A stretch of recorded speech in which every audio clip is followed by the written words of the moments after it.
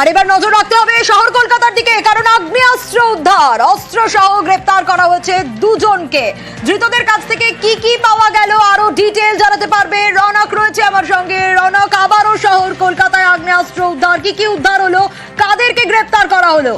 তাকে একেবারেই কলকাতা পুলিশের স্পেশাল টাস্ক ফোর্সের কাছে গোপন সূত্রে খবর আসছে এবং এখনো পর্যন্ত জানা যাচ্ছে এই ঘটনার জেরে দুজনকে গ্রেফতার করা হয়েছে এবং প্রায় 10টির কাছাকাছি আগ্নেয়াস্ত্র উদ্ধার করেছে কলকাতা পুলিশের এসটিএফ।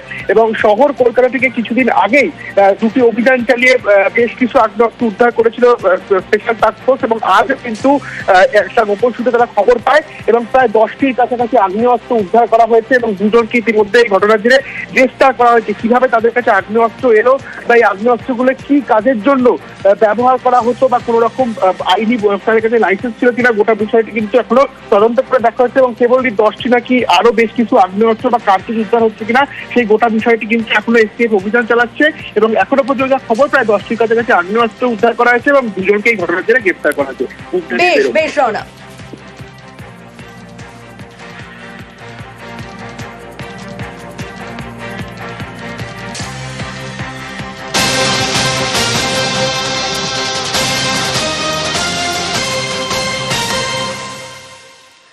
আর এবার নজর রাখবো 3 দিন আগে মালদার মোথাবাড়িতে অশান্তির ঘটনা। আর 3 দিন আগে মিছিল থেকে দোকান ভাঙচুরের ঘটনা ঘটে। পুলিশ সুপারের কাছে রিপোর্ট তলব করা হয় হাইকোর্টের তরফ থেকে। মোথাবাড়ি, সেই মোথাবাড়িতেই যখন সুকান্ত মজুমদার পৌঁছন তখন সেখানে তাকে যেতে বাধা দেওয়া হয়। 3 দিন আগে মালদার মোথাবাড়িতে অশান্তির ঘটনা, আর সেই মিছিল থেকেই রীতিমতো দোকান ভাঙচুরের অভিযোগ ছিল। হাইকোর্টের হস্তক্ষেপের পরেও রাজনৈতিক কর্মসূচি, অশান্তি এড়াতে সুকান্ত মজুমদারকে পুলিশ আটকালো। পুলিশের সঙ্গে রীতিমতো বচসা শুরু হয়ে যায় সুকান্ত মজুমদারের। যে ছবি আপনাদের দেখাচ্ছি, ব্যারিকেডের সামনেই অবস্থান।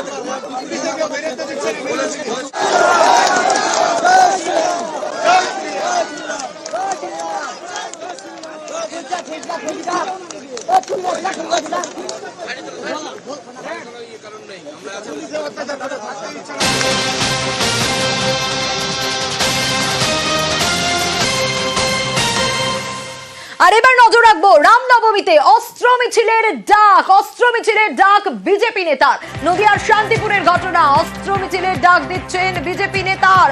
আর বিজেপি নেতার এই বক্তব্যে রাজনৈতিক তরজা তো শুরু হয়েছে। তার আগে শোনাই কি বলেছেন বিজেপি নেতা, দেখুন। ঝান্ডা থাকবে, ঝান্ডার সঙ্গে ঝান্ডা থাকবে। হুলিয়াতে অস্ত্র মিছিল করবে, অস্ত্র মানে রিভলভার নয়, বোম নয়। দেবদেবীদের হাতে যে ত্রিশূল থাকে, খাড়া থাকে, তাই নিয়ে মিছিল হবে, হবে তো? যদি আমাদের আজকের এই ঘটনার জন্য কেস দেওয়া হয়, তাহলে 6 এপ্রিল মিছিল শেষে সেই মিছিল যাবে শান্তিপুর থানায়, হুলিয়া পুলিশ ফাঁড়িতে যাবে তো? দেখলেন বিজেপি নেতার বক্তব্য, কিভাবে নদিয়ার শান্তিপুরে অস্ত্র মিছিলের ডাক দিচ্ছেন বিজেপি নেতা। এই রামনবমীতে অস্ত্র মিছিলের ডাক, আর তার এই বক্তব্যকে কেন্দ্র করে শুরু হয়ে গেছে রাজনৈতিক তরজা। যেটা চাইছেটা কি পশ্চিমবঙ্গটাকে করতে, প্রকৃত সনাতন ধর্ম এই শিক্ষা দেয় না। ঝান্ডার তলায় ডান্ডা, অশান্তি, এরা তো অশান্তি গণ্ডগোলের বাতাবরণের বার্তা দিচ্ছে। প্রকৃতপক্ষে শান্তিপূর্ণ মিছিল করবে, ভগবান রামচন্দ্রের অনুষ্ঠান করবে, তো করুক, আমরাও তো অনুষ্ঠানে সামিল হব। শান্তিপুর থেকে শুরু করে টোটাল রাজ্যটাকে একটা অস্থির পরিবেশ বাতাবরণের সৃষ্টি করার চেষ্টা করছে। মা দুর্গা কি এদের দিয়েছে অস্ত্রগুলো যুদ্ধ করার জন্য? এসব ধর্মের নামে নোংরামি করে রাজনৈতিক বাতাবরণে ফায়দা তোলার চেষ্টা চলছে। প্রশাসনের মতো ব্যবস্থা নেবে। আমরা মানুষকে সঙ্গে নিয়ে আমরা শান্তিপূর্ণভাবে অনুষ্ঠান উদযাপন। যারা কার্যকর্তা আছে, হিন্দু সংগঠনের যারা কার্যকর্তা আছে, তাদের নামে পুলিশ যদি কেস দেয়, 6 এপ্রিল সশস্ত্র মিছিল হিন্দুরা করবে এবং সেই মিছিল থানা ঘেরাও করবে। আর ঈদ রামনবমীতে রাজ্য পুলিশ সতর্ক রয়েছে। কোনো প্ররোচনায় পা না দেওয়ার পরামর্শ, উস্কানিতে কড়া ব্যবস্থার হুঁশিয়ারি।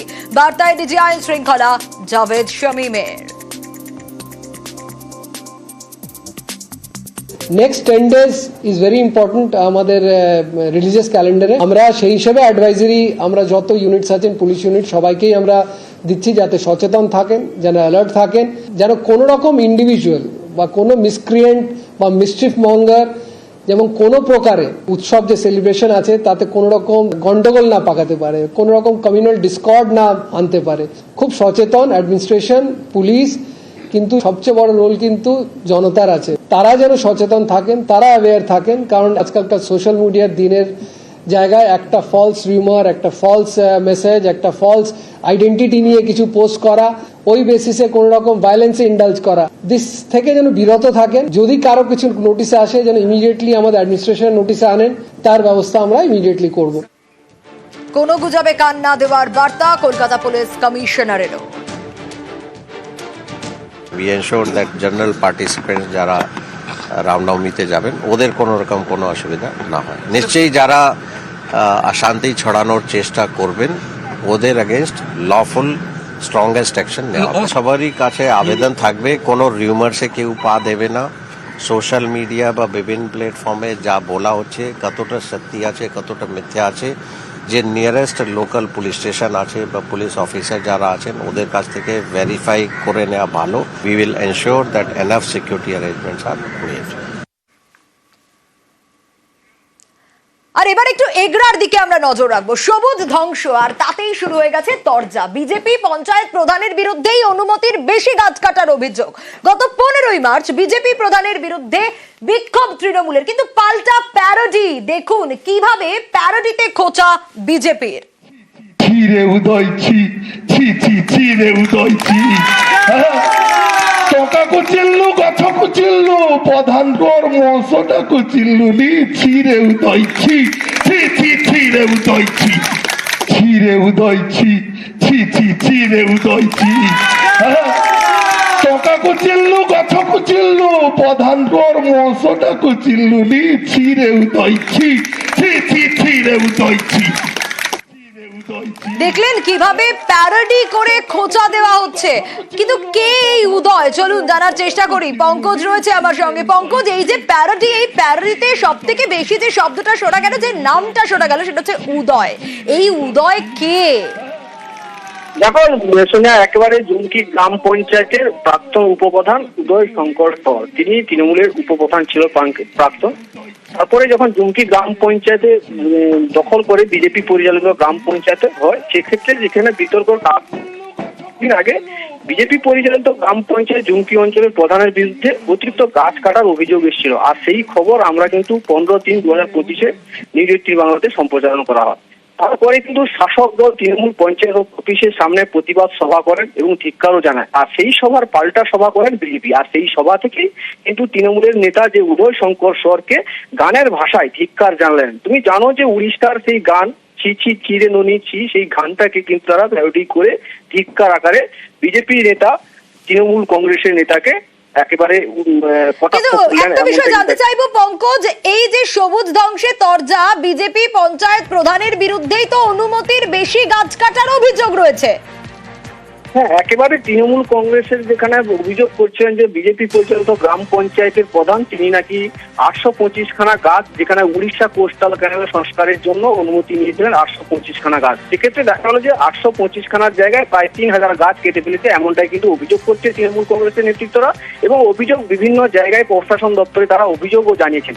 সেক্ষেত্রে তর্ক বিতর্কের ক্ষেত্রে তারা কিন্তু পাল্টা সভা করেন তৃণমূল বিজেপি। তারপরেই কিন্তু যে এই প্যারোডি করে যে উড়িষ্যার এই গানকে তারা কিন্তু গানের ভাষায় তারা কিন্তু ধিক্কার জানালেন এই উদয় শঙ্কর সহ তৃণমূল নেতাকে।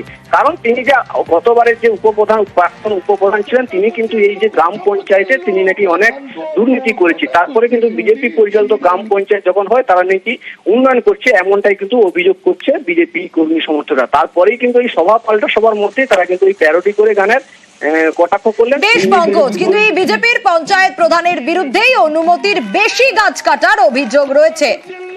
ছিরে উদয় ছি ছি ছি ছিরে উদয় ছি, টকা কুচিল্লু গছ কুচিল্লু প্রধান কর মশটা কুচিল্লু নি ছিরে উদয় ছি ছি ছি ছিরে উদয় ছি।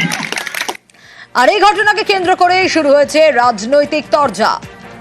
এই ইস্যু তো তারা দিয়ে রাখতে চাইছে, কারণ এই ইস্যুর মধ্যে কোনো কিছুই নেই, শুধুমাত্র রাজনৈতিক প্রতিহিংসা পরায়ণ হয়ে রাজনৈতিক চরিত্রকে চারিতার্থ করার জন্য এরা এই ধরনের একটা ভুয়া কথাবার্তা ছড়িয়ে দিচ্ছে, দিয়ে প্রধানকে ভয় দেখিয়ে দিয়ে প্রধানকে তারা তৃণমূল দলে যোগদান করিয়ে নিতে ভাবছে।